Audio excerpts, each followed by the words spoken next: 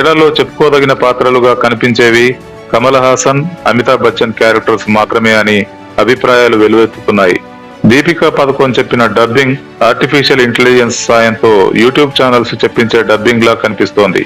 ఇక బేసిక్ గా తెలుగు సినిమా అయిన కల్కి 2989 AD మూవీకి తెలుగులో ఎలాంటి ప్రమోషన్స్ చేపట్టకపోవడం అతిపెద్ద డిసప్పాయింట్మెంట్ గా చెప్పుకోవచ్చు.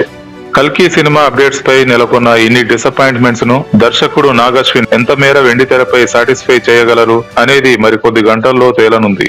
అయితే ప్రేక్షకుల అంచనాలు ఎలా ఉన్నప్పటికీ డైరెక్టర్ నాగశ్విన్ మాత్రం సినిమాలో ఉన్న హైలైట్స్ ని ట్రైలర్స్ లో రివీల్ చేయకుండా ఆపి వెండితెరపైనే అద్భుతాలు అన్ని చూపించే విధంగా ప్లాన్ చేశాడేమో. బిగ్ స్క్రీన్ పై కల్కి 2989 AD రికార్డుల మూత మోగిస్తుందా లేదా అనేది మరికొద్ది గంటల్లో తెలిసిపోతుంది. కల్కి 2989 AD పై నేషన్ టుడే రివ్యూ అతి త్వరలో. Stay tune to nation today Telugu.